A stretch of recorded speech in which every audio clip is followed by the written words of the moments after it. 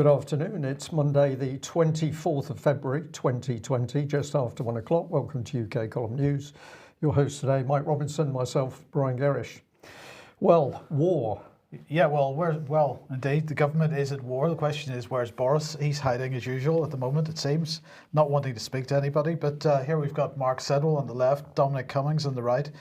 They're clearly at war now. The Cabinet Office looking for a new person to oversee special advisors and looking after special advisors, because Dominic Cummings is a big bully boy and has been telling special advisors not to be such wimps. And as a result, Mark Sedwill's not very happy. Well, here's the job advertisement. Band A, Special Advisors HR Policy Lead. Apply before 11:55 on Wednesday the 26th of February if anybody wants the job. So that's salary of up to £60,000, and you'll be asked to revise and embed a full suite of HR policies, processes and principles, ensuring they're fit for purpose. I'm a bit surprised about that job advert, Mike, because I think that salary seems remarkably low for the sort of money that these people pick up, particularly in central London. I find that fascinating. £52,000, that's not a lot of money in the scale of things. I don't agree with the sums anyway, but when you look at the politics of it, it's a bit lower. It's a bit lower than. Is this a bit of theatre more than it is? No, I don't. I honestly don't think so. I don't think so. So the special advisors, these so-called SPADs, the special advisor Sonia Khan, the Sajid Javid, was escorted out of Downing Street by police at Dominic Cummings' request a few weeks ago. Well, here's what David Davis had to say. You don't solve a piece of managerial reform with a firing squad. That's not the way to do it. He was on the Andrew Marr show yesterday. He went on to say there are ways of making government work better. There are ways of making the permanent secretaries behave better, but it doesn't involve making hit lists. And then, of course, Priti Patel and her permanent secretary, Sir Philip Rutnam, apparently, they've had what have been described as disagreements, but they're basically at war with each other. And then, of course, Boris also, or Dominic Cummings, wanted to get rid of Simon MacDonald, who's the permanent undersecretary at the Foreign Office, Tom Scholar, who's a top civil service servant at the Treasury, this is supposedly the route of anybody that was pro-Remain. Now, do we believe that? Possibly not. But basically, the question is whether this is genuine on Dominic Cummings' part, to get really genuinely getting rid of Remainer civil servants, or whether this is the chaos policy that we know the Conservatives pursue as a general rule. Yeah, well, the real agenda goes on under the surface of that chaos. It's a lot of noise. Brexit, we might say, was exactly that, an expression of that policy. Also with Priti Patel, of course, she's fighting with the intelligence agencies as the Home Secretary and having to deny that reports suggesting that the MI5 don't really like her very much, don't think she's capable of doing the job. And so she's denied that this has taken place. So it looks like the government at war with just about everybody. And if we put it in the context of what they're doing with respect to the BBC, the House of Lords and the courts, it's not just with the civil service. No, the chaos is everywhere. But at least we're getting a glimpse really of who is actually running the country, because the civil service as a professional body that was introducing policy, it's being discussed with the ministers, that has not been happening for years. We've got this secretive cabal principally around the Cabinet Office with all these special advisors, and often it's the interests of the special advisors we need to know about and don't. Well, indeed, and we might take this a little bit more seriously if Mr. Sedwill himself ends up being on the hit list. Because while he's still in post, of course, he oversaw everything that went wrong with Theresa May's government over the last few years. Yeah. Yes. Now let's move on to this then. Terrorism, and well, we now have a protect duty, or at least this has been announced by James Brokenshire, who's the Security Minister today. Plans to introduce a law which will require owners and operators of public spaces and venues to put in place measures to keep the public safe from a terrorist attack. So this apparently delivers on the manifesto commitment to improve safety and security of public venues and spaces, and it's going to be called the new Protect Duty. So this will follow on from discussions with victims groups following Manchester Arena attack and other terrorist attacks, and could include increased physical security. They may have to have training in place, incident response plans, exercises for staff on what to do during an attack. And there's going to be a public consultation on this, which is going to begin almost immediately. But who do you think it's going to take? Who do you think it's going to consult? Could it be private companies, NGOs, this type of thing? Well, quite possibly. Are they going to consult the public, do you think? Those very bodies, local government, the Quangos, NGOs, they've been brought up in our chat room. We'll be mentioning them a little bit more later in the news. Indeed. So here is James Brokenshire, and he said our first priority is keeping the public safe and preventing more families from suffering the heartbreak of losing a loved one. Now, you know, I agree with that sentiment as a general rule, but of course the idea of keeping the public safe is being used to drive all kinds of unpleasant policy at the moment. And look, I just want to remind everybody what Belfast was like in the 1980s, because this is what you had to go through in order to get into the city centre to go shopping every weekend or whenever you went into the city centre at all. So you had to walk through turnstiles, you had to queue up, and you had to visit a nice security lady or gentleman who would search your bags or search your person. And really, my sentiment on this, Brian, is that if this is the direction that we're heading towards, if we're going to see this type of security at public venues and in public spaces, then the terrorists have won. And I absolutely, I would say that people should object to this in the strongest possible terms. Of course, we've got to keep people safe, but you don't do it by bringing in a police state. No, we could argue that the real terrorists are actually in government, which is part of the problem at the moment. But yes, we see the more they talk about protecting the public, the more the public is being put at risk. And what better example than government support for Extinction Rebellion? Very interesting that quite a few people are contacting us with information about Extinction Rebellion and of course asking what's going on. This is one of the latest shots of Extinction Rebellion website. We just pop it up on the screen there. They are the dead canaries, so they say. And what are they advertising and want support for on this particular page? Well, they want to stop the expansion of Bradley open cast coal mine, end coal now. So it's inviting you, the public, and rebels from across the UK to take a stand and join in the mass actions to shut down the Bradley open cast mine. This action is part of an escalating series of actions. Now, the incredible thing about all this is that while Extinction Rebellion is openly breaking the law and calling for people to break the law, and despite senior police officers saying that this is a dangerous extremist organisation, at the moment Extinction Rebellion seems to be protected. But that can't be. Oh, well, so yes, protected, because didn't we see a photograph doing the rounds of social media at the weekend showing a banner with Extinction Rebellion and the Metropolitan Police logos on the same banner? Indeed. And this is causing some big problems for our mainstream journalists, as we like to call them. So thank you very much for the person that pointed out the Telegraph here. This is Daniel Hannan, who says the police's inaction over Extinction Rebellion is criminally disturbing. Tweet something unwoke and you'll have your collar felt. Deliberately and determinedly deface a Cambridge college, on the other hand, and the police will stand by and watch.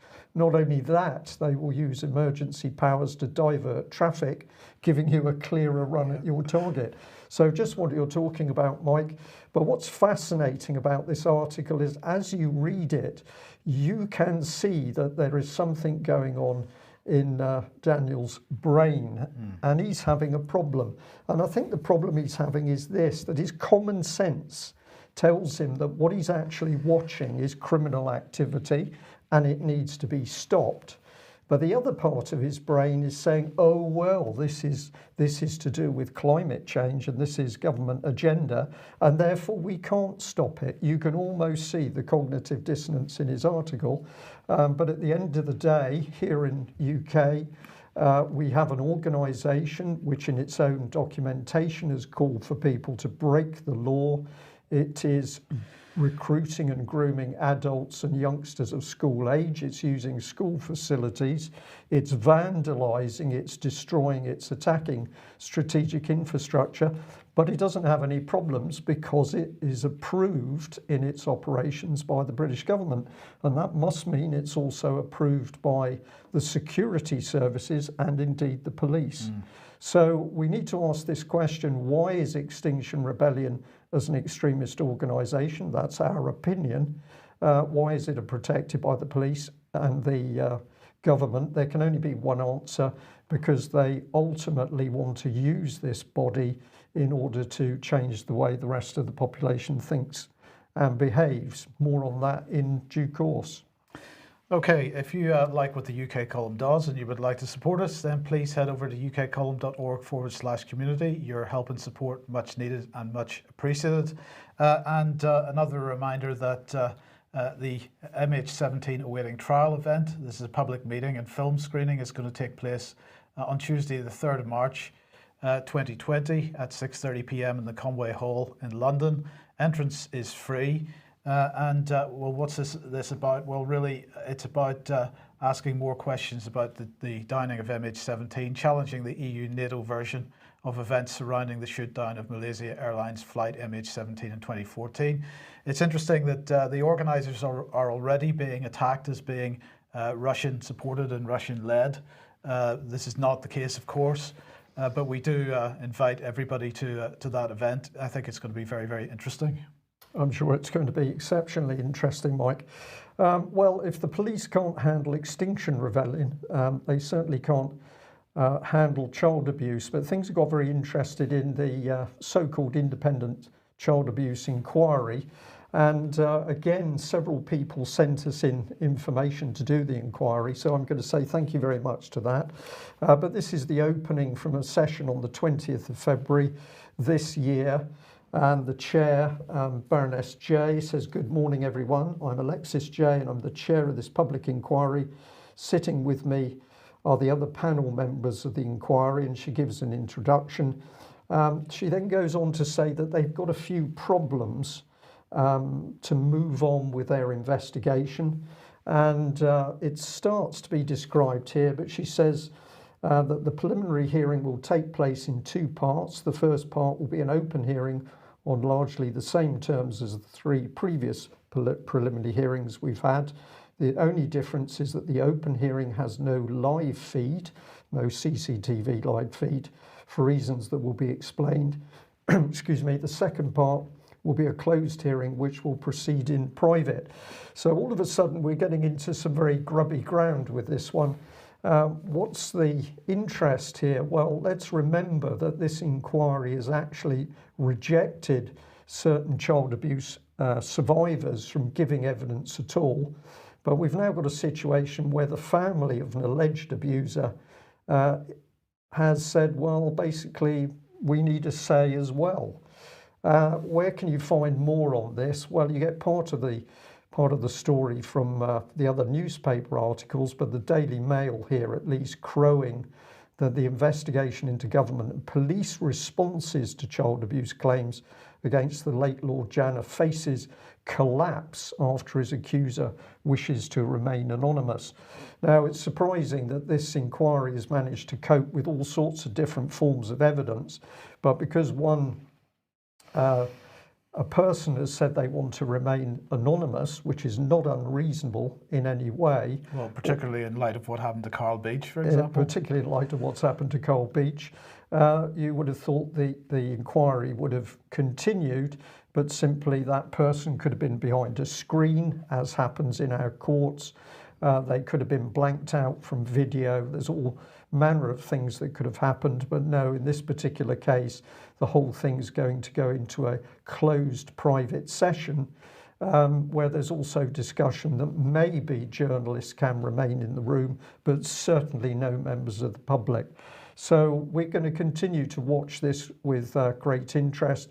But of course, remember that the very brave Metropolitan Policeman, John Wedger, has still got to give evidence at that inquiry. And we have reason to believe his evidence will be significant and in some quantity. So more reports on this in due course. Now on Friday, we mentioned the fact that the EU was attempting to set a budget for the next 7 years, and that the theme of the meeting really was "We need the Brits." Well, after 30 hours of discussions, it seemed like 30 years, I'm sure. The 27 EU countries failed to reach any kind of agreement on the size of the budget. So Angela Merkel said that the differences were still too big to find agreement. Austria, Denmark, Sweden and the Netherlands were digging in their heels over the size of the budget. They wanted it capped at 1% of the EU's GDP. In fact, the budget that was being presented was 1.074% of the EU's GDP, Brian, but that was too far away from 1% apparently. Yes, typical EU. So let's just remind ourselves what Charles Michel was asking for. He was asking for a 14% cut in the Common Agricultural Policy. He was asking for a 12% cut in the Cohesion Fund. Now, this is the money that goes to the less well-off countries to keep the EU together. Well, these two cuts certainly didn't go down very well amongst many. Then he wanted 260 billion euros to go towards the Climate Protection Fund, the EU's Green New Deal. They wanted 21.9 billion for the Border Patrol, and they wanted a common defence budget of 14.3 billion, which is a rise of 635%. As we said on Friday, this is a significant change. So here's what Emmanuel Macron had to say. These divisions are there. We don't need Britain for that. They're playing out during the financial crisis a decade ago, during the migration crisis. We're now seeing them on budget issues. So he's basically saying here that Brexit isn't really the issue, although some, including Charles Michel, were attempting to suggest that Brexit was the issue, the shortfall in funds that others were having to make up. Well, I wonder what Ursula von der Leyen had to say about it. Let's have a listen to her press conference here. The Parliament needs to get involved as well and give its agreement. And then the relevant decisions will need to be implemented in the form of projects. And so with that in mind, it is a matter of urgency. Time is pressing, because if we are to complete all these lengthy steps by the end of the year, if we haven't done that, then we will have no budget, we will have no Erasmus program, no resources for research, no resources for regional development or border protection. We all face the same major challenges: digital transformation, climate change, but also the consequences of the departure of the UK, which Europe will have to deal with in its entirety over the coming months and years. And so we need a Europe which is able to act, and a Europe which has a budget which will cover it over the coming 7 years. So she's certainly suggesting that this a large part of this is a departure of the UK and the money that the EU is apparently not getting. But in the meantime, we have a negotiation going on about our future relationship with the EU. Now the question is, does the fact that they aren't able to agree a budget, does this put Boris Johnson in a stronger position because he's able to because they want something from the UK, which is the money back, or is this all going to be settled before we even get to that point? That remains to be seen. It does. My personal feeling is that the trouble inside the EU is going to grow. By its nature, these people are antagonistic, and I think now they're in their own little cesspit, and we're going to see some quite interesting divisions coming to the surface. But as you said on Friday, that big increase in the budget, 635%, this is for EU Defence Union, for it to be fully implemented, complete with bigger budget for border, what was the word? Border protection, border patrols. So this is the European military empire now coming to the surface, no question. And at the moment, we're still signed into it because we haven't left. Indeed. Yeah. Well, let's have a look at a really excellent report that came to our attention by the Euro Centre for Law and Justice, and the title is NGOs and the Judges of the European Court of Human Rights 2009 to 2019. We've only been able to have a quick look at the document. There's a lot more in it. We encourage people to get online and find it for themselves. But if we bring in the index here, you can see that there is quite a lot. Former professional links between NGOs and judges, factual presentation of these links, multiple cases, interactions with NGOs during the mandates of the judges, the question raised by this situation, and what's the solution. Now, this is a very, very good analysis. It's extremely hard-hitting. For the people today in our chat box who flagged up the danger of NGOs in affecting government policy and social policy, this is a classic example. So let's have a look at just some of the things that were said.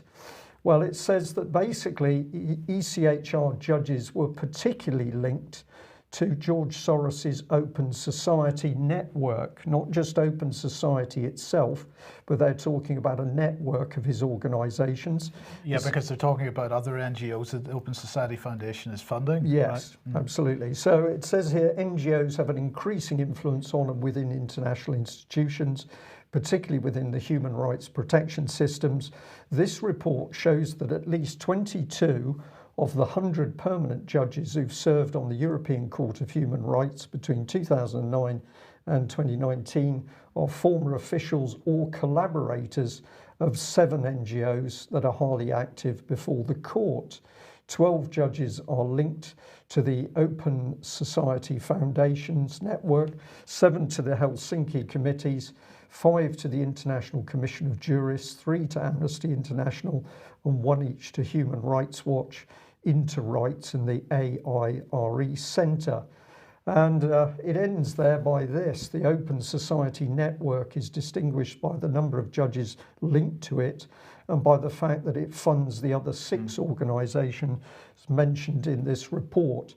So what does it really say then? It says the situation calls into question the independence of the court and the impartiality of the judges, and is contrary to the rules which the ECHR itself imposes on states in this area. It is all the more problematic as the court's power is exceptional. So this is a really penetrating report warning of the dangers of the lack of separation of powers of these judges, but we're of course still tied in with this organisation effectively. Mike. Well, absolutely. It's not an EU organisation, so Brexit does not remove us from the ECHR. Yep. So look at this. It goes on. It says over the same period, there were only 12 cases in which a judge withdrew from a case, apparently because of a link with an NGO involved in the case. This situation calls into question the independence of the court and the impartiality of the judges, and is contrary to the rules which the ECHR itself imposes on states in this arena. This is classic stuff, isn't it? Do as we say and not as we do. But obviously, this is a situation which is really untenable. They go on. Most of the judges who were salaried employees or officials of NGOs come from Albania, Bosnia, Herzegovina, Bulgaria, Croatia, Hungary, Latvia, and Romania. For example, in Albania, a poor and highly corrupted country, 2 of the 3 candidates for the judge election in 2018 were leaders of the Open Society Foundation. One of them was elected. It goes on. The Open Society Foundation has invested more than $131 million in this country since 92. Likewise, the last 2 judges elected in respect of Latvia are collaborators of the Riga Law School, funded by the Soros Foundation of Latvia, which invested more than 90 million in the country between 1992 and 2014. The 2 latest Bulgarian judges also come from NGOs supported by the Open Society Foundation. In such small countries, the OSF and its foundations have become inescapable for anyone involved in social and media matters. So this is going to the heart of it. but it's taken this organisation to do it. Of course, the BBC can't do this form of investigation because the BBC has been continually protecting George Soros from any form of criticism from within UK or elsewhere. And in fact, lots of people criticising the Open Society Foundation and George Soros being hit with the anti-Semitism trope as usual. Indeed, yeah. So a little bit more, but I encourage people to go and find this report for themselves. Regarding the Open Society Foundation and its affiliates, 8 of the 12 judges who had strong links with this organisation judged cases in which it was involved. This is pure criminal activity. Judges Grozev, Mitz, Pavli, Sikuta and Tukovic each sat in a case where the OSF intervened as a third party. Judge Milovic sat in 4 cases where the OSF was a third party. And it goes on to talk about other cases here where Open Society was a third party, and in one case where Open Society represented the applicant. Absolutely blatant stuff, but the BBC just unable to dig this out and present the truth to people. And to make sure we show how detailed this report is, and to bring up the point that several people have raised in our chat box today, it says private actors with no democratic legitimacy, NGOs just like intermediate bodies, fill the democratic loophole of supranational governance but are not themselves democratic. And this is what we've been warning about, Mike, isn't it? Participatory democracy, where the NGOs and the quangos and the charities are brought in as if they're representative of democracy. Absolutely, and I just remind everybody once again, read the One World Governance series. Martin Edwards' One World Governance series covers this in immense detail. Indeed. Now, in the middle of this text, and to keep it simple, is this statement, and it's talking about the NGOs. Financial power is then enough to give the illusion of legitimacy. So the bigger your NGO, the more money, the more billions of dollars that it has, the more you see it spread out over Europe and worldwide. The illusion is that this thing has a democratic basis. But what the report warns of is the opposite is true, that the grassroots organisations are inevitably the ones that don't have the money. And so those are the ones that struggle for existence, while George Soros parades himself and is supported by the BBC propaganda machine. Now, just to give this example to show how dangerous this is, look at what is happening in here. We've got the BBC reporting that there's been a European court ruling that Edward Snowden was right in exposing that GCHQ and others were carrying out surveillance on the wider public. And so this is a good thing. But who was actually bringing this case forward? Well, I've captioned it here. While many people were happy that Edward Snowden's exposure of mass UK surveillance on the public had been ruled unlawful by the European Court of Human Rights, typically the BBC remains silent on the true nature of the 16 related applicant and third-party organisations and their links through to the ECHR itself. So here we've got this conundrum that we've got a report warning about the dangers of unauthorised UK surveillance, which is absolutely correct. But who has brought the judgment? Well, it's been brought about by those Soros-backed NGOs. So what are we actually watching here? Is this just a big pantomime for the public to see? Is this carried out in order to give some more support to George Soros's NGOs? Or is this the fractions within this elite fighting against each other? Don't know what your opinion would be on that, Mike, but I sense that there's something far deeper than we can just see on the surface with this particular one. And we'll end here because the BBC continues their support of Soros, and it's the Soros billions that, of course, are giving the power to these political and social initiatives around the world. Good news, Brian. Good news. The blue passport is back. It starts to be issued in March. And Priti Patel was very excited, it seems, because the traditional colour returns for the first time in 30 years. She, of course, wasn't so excited in 2018 when the government at that time announced that De La Rue, who's the UK company, had not been given the contract to produce these passports. We'll come on to that in a second. And at the time, she said that that was disgraceful and perverse. But today, she's really excited about it. Or over the weekend, she was really excited about it. So the full introduction will be phased in. And so from mid-2020, all new passports will be blue. The colour is not the only change. Apparently, in a first for the British passport, the back cover will also carry its own symbolic design. The floral emblems of England, Northern Ireland, Scotland and Wales will be embossed on the back cover. That's really good stuff. So who is making these passports then? Well, it's this organisation, Gemalto, a Thales company, and they are really excited about this. It's a new dawn for the British passport.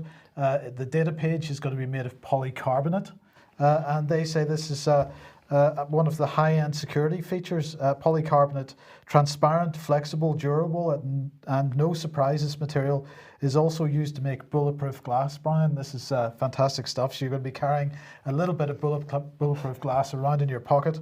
It's a step change in defense against fraud, apparently, because once fused, this polycarbonate is impossible to separate the layers. And so you can't sort of remove a photograph and replace it with another one. Massively complex design on the printed pages, on the paper pages, because this company has been working with paper for a very long time, and they know how to deal with paper and make sure that it's complex, time-consuming, and expensive for possible forgers. Finally, it will have an embedded electronic microprocessor so that your ID will be on that as a backup. So in case somebody does manage to wedge the polycarbonate open and get the photograph replaced, well, there'll be a chip on there as well, which will have an operating system designed by Gemalto. So you've got to be rest assured it is going to be massively secure. Now, the holder's data will be duplicated on that chip, but we don't have to worry because the blue passport will also be the greenest British passport ever. The carbon footprint has been produced through manufacture will be reduced to net zero. So we don't need to worry about any of these articles here. Not that it would be, but you know, you take the point. There's a bit of hypocrisy here. Environment charities urge Scotland ban on polycarbonate in tough new climate change laws. People are going to be throwing their passports all over British beaches. Absolutely. They're going to be washed up in the North Sea. Yeah, new study shows plastic release greenhouse gases contributing to climate change. For the sake of climate, we must stop believing magical stories about plastics and recycling. So all this is going on. So the question is, how are they going to make this net zero? Well, they're going to plant some trees, and they're also going to use they're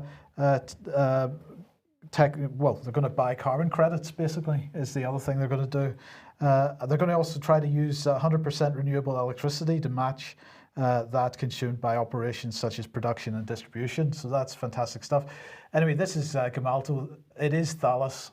So this is the French-Dutch company, and of course they're manufacturing the passports in Poland. They're not manufacturing them here, but you don't need to worry about that because British passports will continue to be personalised with the holder's personal details and photograph in the UK, ensuring that no personal data leaves the country. Right, so we've left the European Union and we're going to have new British passports where we can't actually make those ourselves. So we've had to get the European Union to make those passports for us. Yes, don't worry. It's Brexit without the exit. It is there, yes.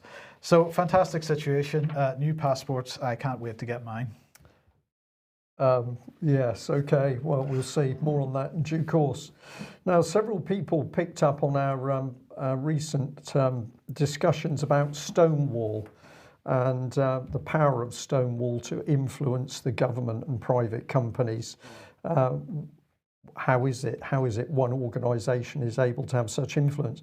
And somebody sent us this very interesting round-robin email, which has come from Companies House. And it says here, Lloyd's Banking Group, creating an inclusive culture in Lloyd's Lloyds is one of the UK's leading companies, comprising of many household names such as Lloyds Bank, Halifax, Bank of Scotland and Scottish Widows. This seems like a piece of blatant advertising. What's it really about? Well, it's about diversity, creating an inclusive culture. When you think of a bank, you might think of pinstripe suits, all male staff, and a little stuffiness. But they're boasting that Lloyds Banking Group was named top financial employer and 7th overall in the 2019 Stonewall Top 100 Employers list. Now, what's fascinating is this is pure advertising for Lloyds.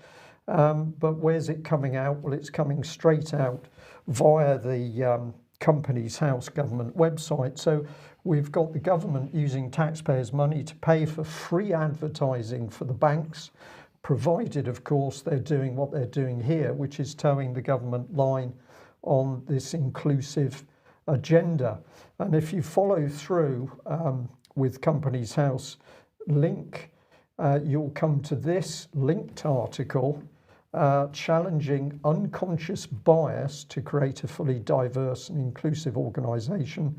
This is Michelle Ward, who's House Director of Finance in Companies House, and she says there is just one openly gay CEO of a firm in the FTSE 100. His name is Antonio Simos, and he leads HSBC UK. This is despite 6% of the UK population identifying as either LGBT plus or not heterosexual. So Companies House now being used for this particular agenda. But we did a little bit of research on what Michelle Ward had to say. That's her claim, 6% of the population LGBT or not heterosexual. But this is actually what the Office for National Statistics has to say. In 2017, an estimated 93.2% of the UK population identified as heterosexual or straight, continuing the decline from 2012 where it was 94.4. Here's the line: an estimated 2% of the population identified themselves as lesbian, gay or bisexual, as shown in Table 1. This comprised 1.3% identifying as gay or lesbian and 0.7% identifying as bisexual. So the figure we've got here appears to be 2.7%. But that's hopelessly outdated, because there's much more than just lesbian, gay and bisexual now, because if you include the not heterosexual. Well, where do we go for these statistics is the interesting question, and where did this lady get her statistics from? I don't know. But even here, if you have a look, it says a further 0.6% identified as other, meaning they did not consider themselves to fit into the heterosexual or straight, bisexual, gay or lesbian categories. That's your point, Mike, which was quite correct. So they identify that as 0.6%. And then it says a further 4.1% refused or did not know how to identify themselves. And of course, refusal does not mean that you were gay. It means that you're refusing to give information as to any part of your sexual identity. So I'm going to say that it seems to us that maybe she's been misguided, maybe she was confused over the statistics, but we now, excuse me, even using Companies House in order to get out the government's agenda on this particular subject. And as we've seen with Lloyds, and it would appear HSBC, if you follow the government line, you will get free advertising paid for by the taxpayer, which I think is wrong. We'll leave it there. Thank you very much for joining us. Just say that if you're not already a subscriber of UK Column, or you haven't made a donation, we can only do what we do with your financial support. So please consider doing just that and helping us continue our news, which we hope is a little bit freer than as we've seen with the BBC on George Soros. That's it for today. We'll be back at the same time on Wednesday. Bye-bye. Bye-bye.